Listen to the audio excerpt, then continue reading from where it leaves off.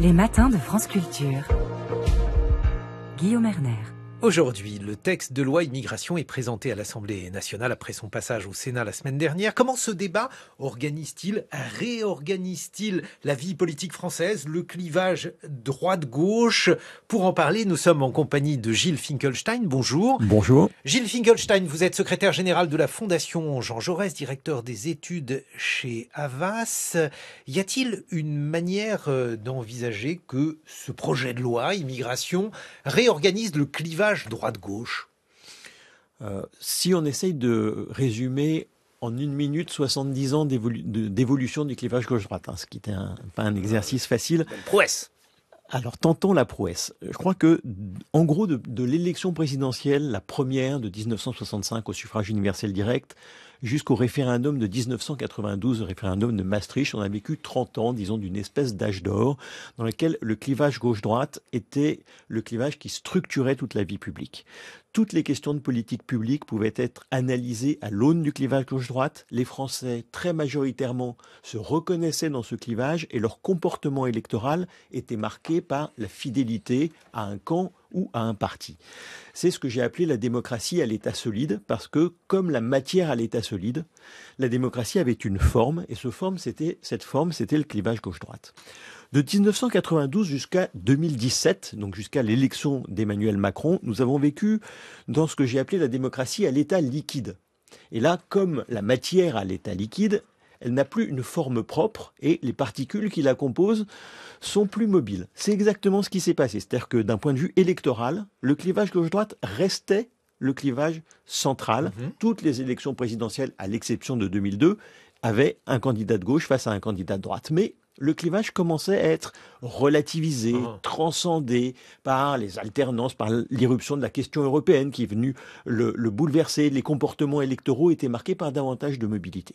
Et puis, depuis 2017, nous sommes dans un troisième état, la démocratie à l'état gazeux. Et comme la matière à l'état gazeux, elle n'a plus de forme, elle est beaucoup plus instable, la mobilité électorale est forte et elle est explosive. Donc il y a beaucoup de sujets qui ont été bouleversés par le clivage gauche-droite. Je parlais de la question européenne. Il y en a un, sans doute, qui reste un invariant du clivage gauche-droite. C'est celui qui est à l'ordre du jour aujourd'hui, c'est-à-dire l'immigration. Pourquoi ce projet de loi, pourquoi cet élément, l'immigration, est aujourd'hui une sorte d'invariant, selon vous, Gilles Finkelstein? Alors c'est vrai quand on regarde d'abord, les questions d'opinion, c'est-à-dire la manière dont les électeurs se positionnent par rapport à ce sujet. Et ce qui est très frappant, c'est qu'il y a des différences de fond, on y viendra, mais il y a d'abord une première différence qui est une différence de l'importance que l'on accorde à ce sujet. Quand on regarde dans la hiérarchie des préoccupations des Français, pour à peu près tout le monde, la question du pouvoir d'achat est la première question. Il y a ensuite, en moyenne, l'environnement, la santé, puis l'immigration et la sécurité. Et puis derrière, il y a une dizaine d'autres préoccupations. Donc, en moyenne, c'est une préoccupation importante, mais ce n'est pas dans les 2-3 premières préoccupations. En revanche, quand vous regardez non plus en moyenne, mais que vous regardez par sympathie partisane la place qui est accordée à l'immigration, il n'y a pas d'autres sujets sur lesquels les différences sont aussi importantes que l'immigration. Pour les électeurs de Reconquête, le parti d'Éric Zemmour, c'est le seul sujet, c'est une obsession. 80% d'entre eux disent c'est la seule priorité. Pour les sympathisants du Rassemblement national, c'est un enjeu majeur, mais avec le pouvoir d'achat. Donc c'est un enjeu majeur, mais partagé avec d'autres. Pour les sympathisants républicains, c'est un enjeu important. Et puis, au fur et à mesure que l'on se déplace vers le centre et vers la gauche, ça finit par devenir, et c'est vrai de LFI jusqu'aux sympathisants d'Europe Écologie Les Verts en passant par les sympathisants du Parti Socialiste, un sujet qui est quasiment marginal. Moins de 10% disent c'est en haut de mes préoccupations. Et alors, chez les électeurs d'Emmanuel Macron ? Alors chez les électeurs d'Emmanuel Macron, sur ce sujet-là, ils sont plutôt plus proches de la gauche que de la droite, mais ils sont dans une position intermédiaire, une sorte de en même temps. Et alors, dans ce cas-là, est-ce que l'on peut dire que c'est habile de la part du gouvernement de se lancer dans ce projet de loi? Est-ce que c'est une manière de réinstaurer un clivage ou bien d'attirer d'autres électeurs, par exemple les électeurs de droite?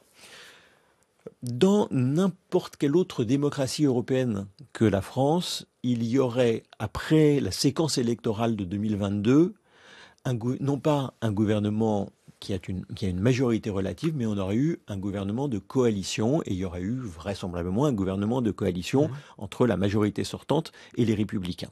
Cela ne s'est pas fait, je pense principalement parce que Emmanuel Macron ne le souhaitait pas. Il a dit qu'il ne le pouvait pas, mais je pense qu'en réalité, il ne le souhaitait pas non plus. Et maintenant, depuis cette élection, et sauf accident jusqu'à la fin de cette législature, nous allons vivre avec cette majorité relative, et donc l'obligation pour le gouvernement de trouver, en fonction des textes, et le plus souvent avec les Républicains, une majorité. C'est ce à quoi nous sommes confrontés aujourd'hui, et dans la semaine qui s'ouvre, le contenu du texte compte beaucoup moins que son issue. Peu importe le flacon, pourvu qu'on ait l'ivresse, disait la formule populaire. Là, peu importe le flacon, pourvu qu'on ait les voix. Et le seul sujet va être, non pas quels amendements vont être acceptés ou refusés, mais est-ce que le texte va être voté, et s'il est voté avec ou sans 49.3. Gilles Finkelstein, le projet de loi et plus généralement ce clivage droite-gauche dessine-t-il un projet de société qui serait un projet de société différent du point de vue donc de l'appartenance partisane ? Alors, ça m'a beaucoup frappé parce que, je vous disais, quand on regarde la hiérarchie des préoccupations, on voit le clivage gauche-droite. Quand on pose la question qui est posée dans beaucoup d'enquêtes en France et à l'étranger, est-ce qu'il y a trop d'étrangers dans votre pays, on voit aussi ce clivage gauche-droite. Mais lorsqu'on s'éloigne de la question de l'immigration pour aller sur la question de société, on a publié il y a quelques semaines une des plus grosses enquêtes que la Fondation Jean Jaurès ait réalisées, dont l'objet était d'essayer de dessiner ce que serait une société idéale pour les Français. Dans quelle société ils rêveraient de vivre. Et donc, on posait des questions sur à peu près tous les sujets, dont une question qui fait écho à notre débat, qui était une question sur les lieux de vie. Dans l'idéal, est-ce que vous vivriez dans un lieu isolé, dans un lieu dans lequel il y a d'autres gens, mais qui partagent en gros vos idées, vos convictions, ou dans un lieu où il y a d'autres gens, mais qui ont des convictions, des opinions, des valeurs différentes des autres. Donc quelque chose qui va au-delà de l'immigration, eh bien ça recouvre très exactement le clivage gauche-droite. C'est-à-dire que vous avez 25% des Français qui disent « je voudrais vivre dans un lieu isolé », et ça c'est vrai que l'on soit de gauche ou de droite. En revanche, vivre dans un lieu dans lequel il y a des gens différents ou des gens semblables à vous, ça c'est un clivage gauche-droite. Si vous vous auto-positionnez à gauche, 50% d'entre eux disent « je veux vivre avec des gens différents », 25% des gens semblables, et c'est exactement les chiffres inverses lorsque l'on s'auto-positionne à droite, et c'est encore plus criant lorsque l'on regarde les sympathies partisanes. Bon, mais alors, justement, ce qui est intéressant, Gilles Finkelstein, c'est que parmi les critiques qui sont adressées à ce que le Rassemblement national pointe comme les immigrationnistes, il y a l'idée que, justement, ces immigrationnistes ne vivent pas ce monde divers qu'ils appellent de leur vœu. Et il y a, par exemple, dans le Figaro Magazine, il y avait un dossier sur l'idée selon laquelle la volonté du gouvernement de mettre de plus en plus d'immigrés dans les campagnes était justement une manière d'en vouloir à ce mode de vie à la française qui refusait ces villes-mondes, cette mixité. Est-ce que cela, par exemple, c'est quelque chose qui peut faire sens dans ce clivage droite-gauche ?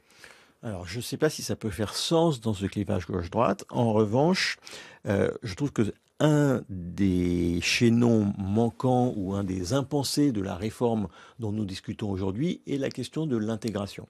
Il est beaucoup question de qui peut rentrer et à quelles conditions sur le territoire, comment on peut expulser ceux dont l'admission ne s'est pas faite légalement. En revanche, qu'est-ce qui se passe pour ceux qui sont rentrés légalement? Ça fait longtemps qu'on ne s'en occupe pas suffisamment. Et dans ce cadre-là, la question de savoir où ils se répartissent sur le territoire national est, je crois, un débat qui mérite d'être posé. Et alors, justement, le fait que la gauche, nous disent les critiques de droite, ait refusé de se poser cette question concrètement et en quelque sorte soit immigrationniste sans véritablement assumer les conséquences de cet immigrationnisme-là, tandis que la gauche accuse évidemment cette partie de la droite d'être mixophobe, comme on dit, de refuser. Donc c'est Pierre-André Taguieff qui utilisait ce néologisme. Qu'est-ce que vous en pensez ? Je pense que il y a des procès qui peuvent être légitimement instruits contre la gauche sur la question de l'immigration. Mais à mon avis, pas du tout celui d'être immigrationniste. Je pense que le procès qui peut légitimement être instruit est d'avoir, et sans doute de manière volontaire, refusé de penser la question de l'immigration. Je pense même que c'est le dernier grand sujet que la gauche, en tout cas la gauche de gouvernement, a refusé de penser. En revanche, sa pratique lorsqu'elle a été au pouvoir, et elle a été depuis 1981 au pouvoir à peu près aussi longtemps que la droite, ne peut, je crois, d'aucune manière être assimilée à une politique immigrationniste. D'ailleurs, s'il y a eu un clivage qui a traversé non pas la gauche et la droite, mais la gauche ou les gauches sur la question de l'immigration, et que le reproche qui a été fait d'abord par les associations, disons par la société civile, puis par la gauche la plus radicale à la gauche de gouvernement, est au contraire d'avoir été trop dur sur les questions d'immigration. Gilles Finkelstein, vous êtes secrétaire général de la Fondation Jean Jaurès. On se retrouve dans une vingtaine de minutes. Vous serez rejoint par un doctorant qui a produit une thèse sur le Parti socialiste et la politisation de la question immigrée. Il s'agit de Pierre-Nicolas Baudot. 6h30, 9h, les matins de France Culture. Guillaume Erner. On évoque la loi immigration, matrice du clivage gauche-droite. Nous sommes en compagnie de Gilles Finkelstein, secrétaire général de la Fondation Jean Jaurès. Nous accueillons un doctorant, Pierre-Nicolas Baudot. Vous êtes doctorant au Centre d'études constitutionnelles et politiques de l'Université Panthéon-Assas. Vous venez de terminer votre thèse consacrée au Parti socialiste et à la politisation de la question immigrée. C'est une cathédrale, on y entre. On voit donc la manière dont ce thème a à ce point centré, clivé la vie du Parti socialiste. Mais avant d'évoquer ce thème, une réaction, Gilles Finkelstein, à ce que vient de dire mon camarade Jean Lémarie Gaza. Ça, c'est un thème qui fait clivage entre la droite et la gauche, peut-être aussi à l'intérieur de la gauche, dans le monde entier. En France, qu'en est-il selon vous ? Alors, on peut regarder la position de la France, c'est ce qui vient d'être fait. On peut regarder la position des Français. Et l'IFOP a publié il y a quelques jours la deuxième vague d'une enquête et qui, un peu à rebours de ce que l'on peut dire peut-être pour la France, montre que le clivage gauche-droite est peu opérant pour comprendre les positions des Français, que ce soit sur la nature des actes du 7 octobre, que ce soit sur la réponse contre le Hamas. En gros, que l'on soit de gauche ou que l'on soit de droite, on partage à peu près les mêmes orientations. Peut-être, si je dois apporter une nuance, aux sympathisants de la France insoumise près, mais pour le reste, c'est plutôt la convergence qui apparaît.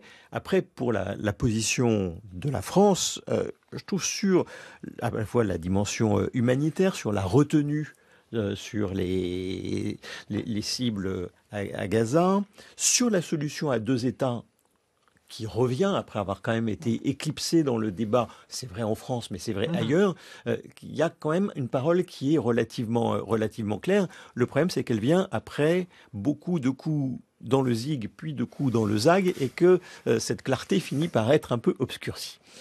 Retour donc à une question franco-française, encore que la loi immigration. Qu'est-ce qui va se passer, Jean Lémarie, avec cette discussion à l'Assemblée nationale ? Est-ce qu'il va y avoir une coalition contre ? Bref, dites-nous quels sont les principaux scénarios. On va parler de suspense intense dès cet après-midi, puisque dès le début du débat très attendu, la question d'une motion de rejet préalable va se poser. Je résume les choses très simplement. Les écologistes défendent une motion de rejet pour que le débat n'ait pas lieu, contestation du texte tel qu'il est. Et on a deux inconnus au moins, le vote de la droite, le vote des Républicains, et puis le vote du Rassemblement national. Les deux groupes laissent planer le suspense. Joindront-ils leur voix à celle de la gauche sur cette motion de rejet ?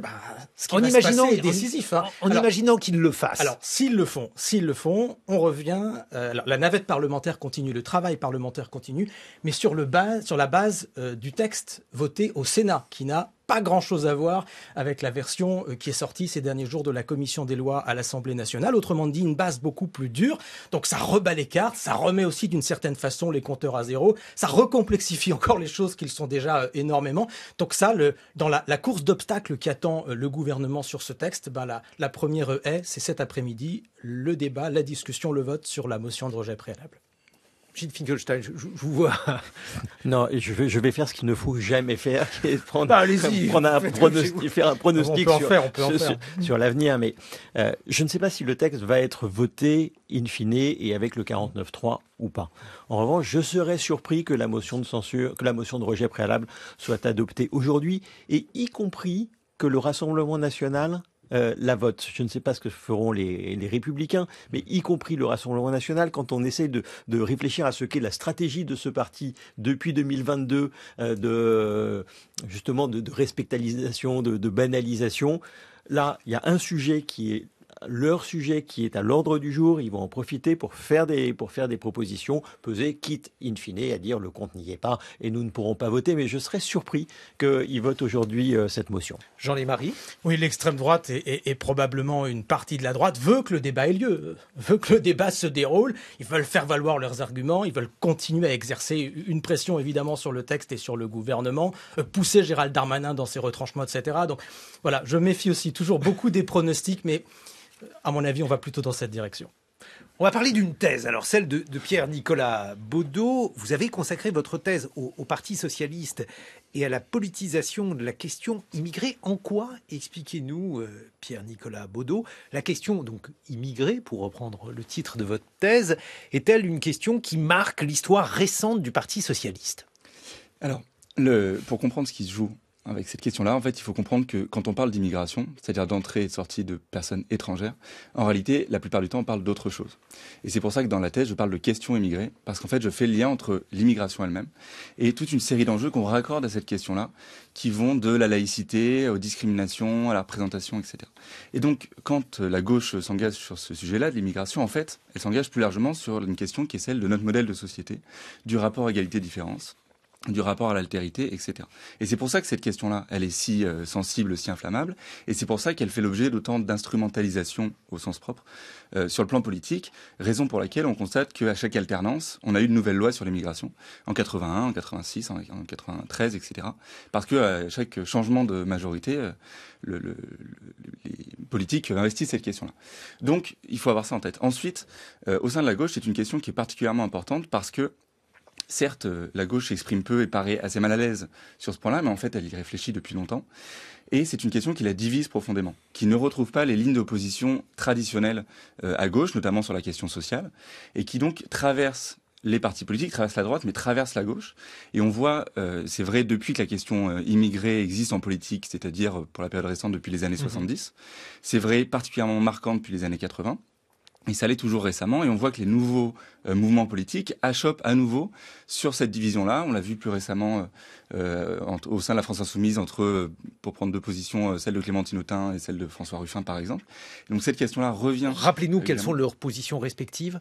Alors, François Ruffin est plutôt sur une position qui consiste à dire que les questions dites assez improprement sociétales, les questions de société, parmi lesquelles l'immigration, sont des questions qui clivent à gauche, et que donc pour rassembler, il faut plutôt les mettre en sourdine pour insister sur la question sociale qui fédère, quand une ligne, par exemple, comme celle de Clémentine Autain, insiste plutôt sur l'idée de porter le discours contre les discriminations, d'adapter les idées de gauche à ces nouveaux enjeux et de les intégrer au discours de la gauche. Gilles Finkelstein, vous connaissez bien le Parti socialiste. Est-ce que précisément cette question-là, à l'intérieur du Parti socialiste, on l'a vécu un peu comme le raconte Pierre-Nicolas Baudot ?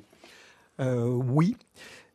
Il faut, je crois, distinguer la gauche au sens large et la gauche de gouvernement ou la gauche socialiste. La gauche au sens large s'est divisée sur ce sujet dès les années 90 et a fortiori au moment où Lionel Jospin était Premier ministre, mais c'était une division entre, disons, la gauche politique et la gauche sociétale avec les associations et les ONG.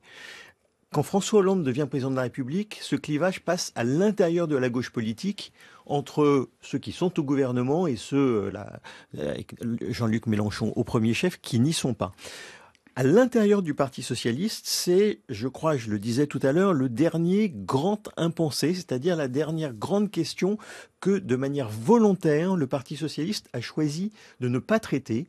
Et il a choisi, je crois, de ne pas le faire à la fois pour des raisons stratégiques, ne pas mettre à l'agenda une question qui n'était pas une question centrale pour ses électeurs, mais aussi par crainte de ses propres divisions sur ce sujet-là. Et justement, on voit, oui, vous vouliez réagir, Pierre-Nicolas Baudot. Je crois que le point fondamental, c'est celui-là, c'est qu'en fait, c'est une question qui, dès la fin des années 70, divise le PS lui-même. Et en fait, les socialistes, on le voit de manière extrêmement récurrente, en 83 au moment de la marche, en 86 au moment des législatives, etc. On voit les socialistes débattre de cette question. Ils se rendent compte que dans leur section, il y a des comportements qui sont très différents, qu'il y a une partie de la gauche associative, pour partie les mouvements chrétiens, des gens proches de la CFDT, etc., qui portent ces questions de manière assez offensive. Et puis il y a toute une autre partie de la gauche qui est beaucoup plus sceptique, qui met en garde les responsables du parti sur les conséquences électorales de cette question, notamment à partir de 1983, quand le Front National connaît ses premiers succès aux élections municipales, puis en 84 aux européennes. Et là, on a des discours très clairs de députés, notamment dans le Nord, en région parisienne, qui disent l'antiracisme, etc., très bien. Mais en fait, moi, localement, ce que je vois, c'est que ça ne fonctionne pas et que ce qui marche, moi, dans ma circonscription, c'est le discours de Jean-Marie Le Pen sur 1 million d'immigrés égale 1 million de chômeurs. Et donc, le parti nationalement doit prendre une position qui permette de concilier les deux. Et donc ça arrive à effectivement une forme de synthèse qui consiste à neutraliser cette question.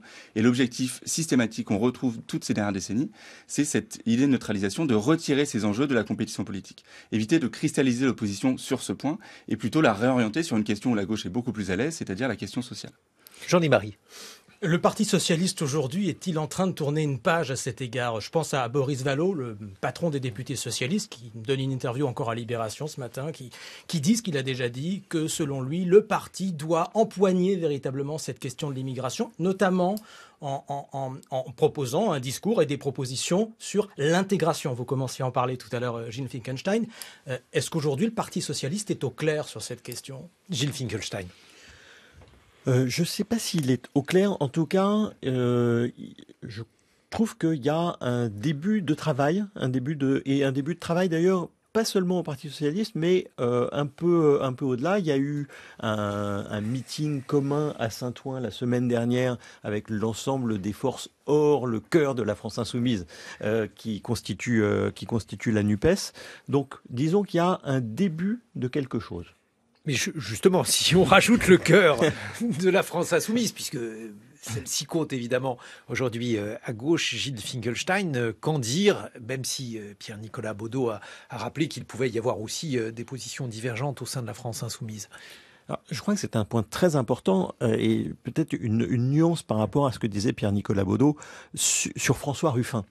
De ce que je comprends de ce que dit François Ruffin, c'est sur les questions de société au sens... Dans les questions de société, il y a des choses très diverses. C'est les questions de les combats sur le féminisme, les combats LGBT, etc. C'est plus là-dessus qu'il considère que la gauche ne doit pas les mettre seulement ces questions-là à l'agenda. En revanche, c'est là où il s'est distingué, y compris de Jean-Luc Mélenchon. Il dit la question de l'immigration, a fortiori si la gauche veut reconquérir les milieux populaires, et il les voit dans sa circonscription, il faut que la gauche s'en saisisse. Donc on pourrait peut-être dire que c'est une forme de triangulation sur la question de l'immigration. Alors oui et non. Parce que pour qu'il y ait triangulation, la triangulation c'était cette technique, cette stratégie électorale importée des États-Unis et du Royaume-Uni qui consiste à aller sur le terrain de l'adversaire, sur un sujet sur lequel on est généralement sur la défensive pour essayer, en adoptant des positions proches de ses adversaires, de faire en sorte qu'elles ne deviennent plus un enjeu central. Le problème, c'est que il n'y a pas eu, sur cette question de l'immigration, un dépassement du clivage gauche-droite, à la différence de ce qui a pu se passer pour les questions européennes. En revanche, il y a eu un déplacement. C'est-à-dire que l'ensemble du champ politique s'est déplacé vers la gauche. Donc le clivage demeure, mais tout le monde s'est déporté vers la droite. Ce faisant, la neutralisation est beaucoup plus difficile parce que ça voudrait dire pour la gauche d'aller très loin sur la droite, ce que, et je crois à raison, elle se refuse de faire. Pierre-Nicolas Baudot, qu'en pensez-vous? Juste un mot vous parliez de l'intégration, sur le fait que la gauche puisse tourner cette page-là. En fait, la question de l'intégration, elle arrive dans le débat public en 89, après l'affaire de Creil, qui est la première affaire du voile. Et en fait, c'est la gauche qui est au pouvoir, et Michel Rocard va créer le Haut Conseil à l'intégration, et donc la gauche participe vraiment à ce consensus-là, porte ce discours d'intégration, et ce binôme qu'on retrouve aujourd'hui de maîtrise des flux d'un côté, intégration de l'autre. Donc la gauche contribue vraiment à ça, dans cette logique de neutralisation qui consiste, pour retirer ce côté brûlant au sujet, à adopter certaines positions de la droite pour éviter que ça ne constitue une clé d'opposition dans le champ politique. Ensuite, sur la question de cette triangulation, cette position qu'a François Ruffin aujourd'hui, alors elle revient, mais elle n'est pas nouvelle non plus à gauche. Et le Parti communiste l'a portée dans les années 70 et au début des années 80. Georges Marchais a réclamé la fin de l'immigration. On a beaucoup entendu parler des foyers de travailleurs immigrés détruits au bulldozer à Vitry, etc. Donc c'est pas nouveau, y compris au sein du PS. Ce que je disais tout à l'heure, c'est un discours qui a été porté de manière assez régulière par la crainte de s'aliéner une partie des classes populaires, de vouloir avoir des positions de fermeté sur ce sujet pour les rassurer et de ne pas donner le sentiment qu'on donnerait des billes à l'extrême droite.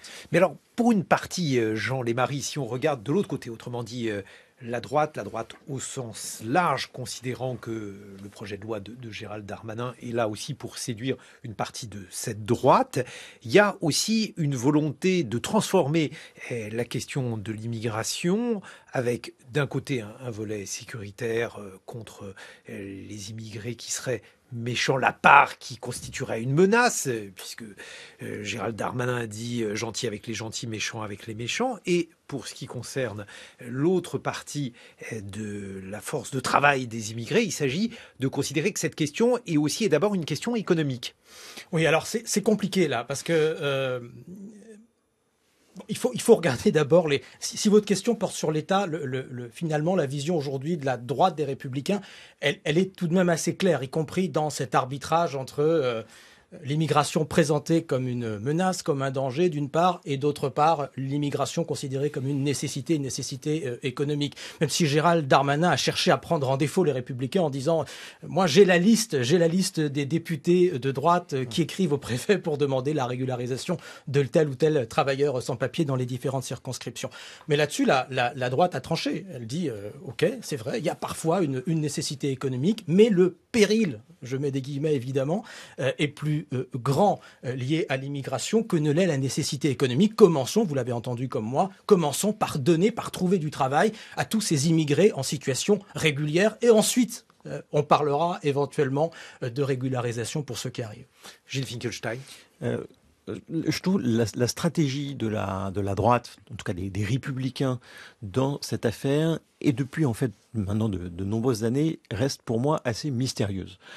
Au sens où on assiste à une forme de rétraction. Je ne parle pas seulement d'une rétraction électorale, mais d'une rétraction politique, c'est-à-dire d'une droite qui est un grand parti, qui a une grande histoire, qui parlait de tous les sujets et qui peu à peu ne parle plus que de celui-là, et d'une rétraction idéologique où peu à peu ils sont venus à adopter des positions, un registre de vocabulaire qui les différencie fort peu du Rassemblement national.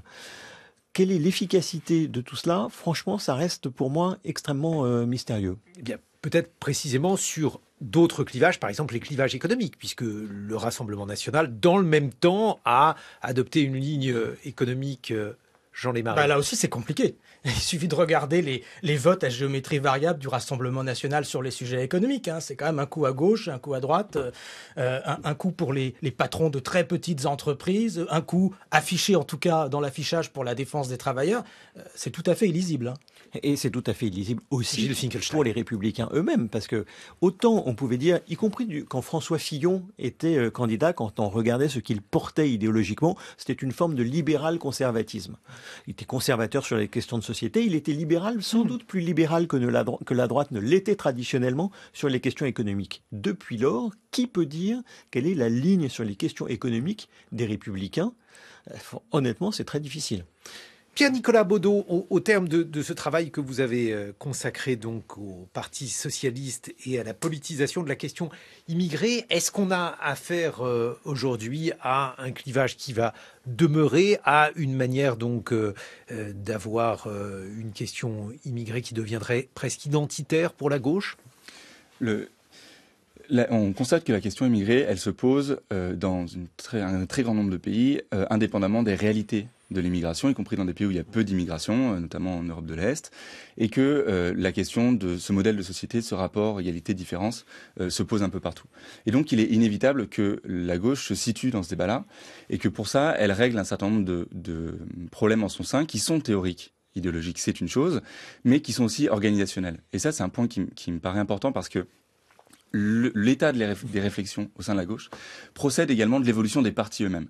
Et dans le cas du Parti socialiste, cette difficulté à trouver une position, à affirmer une prise de position, n'est pas, à mon avis, liée tant à un manque d'idées, parce qu'il y a eu des idées à gauche, et il y en a, et on a des théoriciens, des théoriciennes qui réfléchissent à cette question régulièrement. Les idées existent, mais se pose la question de comment est-ce qu'on arrive à les faire vivre dans un parti, comment on restaure le lien avec le mouvement associatif, avec les syndicats, comment on fait l'éducation populaire, comment on arrive à avoir des idées qui infusent dans la société, à retrouver un maillage territorial, etc. Et donc la question que la gauche doit se poser, en l'occurrence pour l'immigration, mais plus largement pour avoir une identité politique dans le champ et dans la compétition politique, c'est celle de son organisation. Comment arriver à structurer un parti qui peut prendre des positions sans se diviser. Et l'histoire des 20 dernières années au PS, c'est l'inverse, c'est-à-dire comment on préserve une organisation en suspendant les prises de position. Et on l'a vu à de nombreuses reprises sur la question de l'immigration.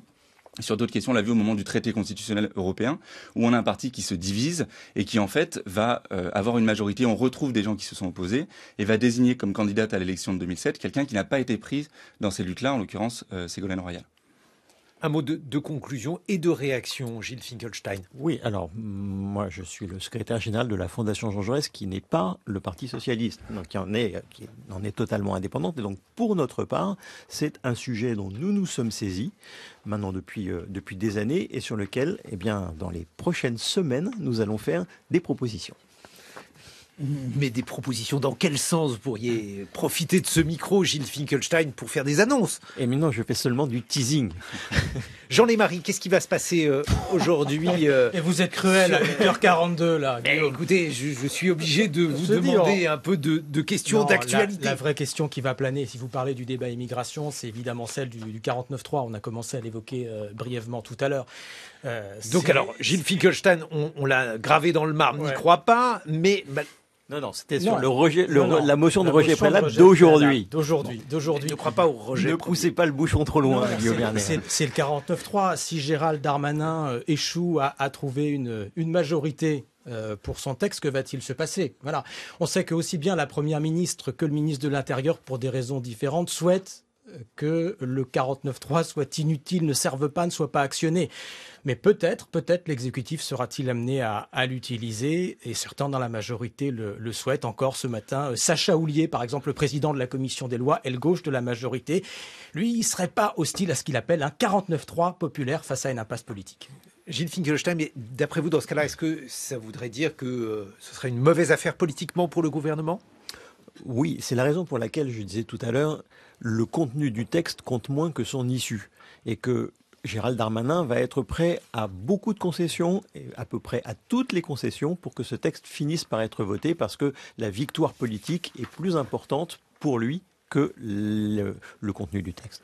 Gilles Finkelstein, vous êtes secrétaire général de la Fondation Jean Jaurès. Pierre-Nicolas Baudot, doctorant au Centre d'études constitutionnelles et politiques. Votre thèse sur le Parti socialiste et la politisation de la question immigrée sera, je crois, soutenue tout à l'heure. Donc, écoutez, merde, c'est le seul mot qui s'impose.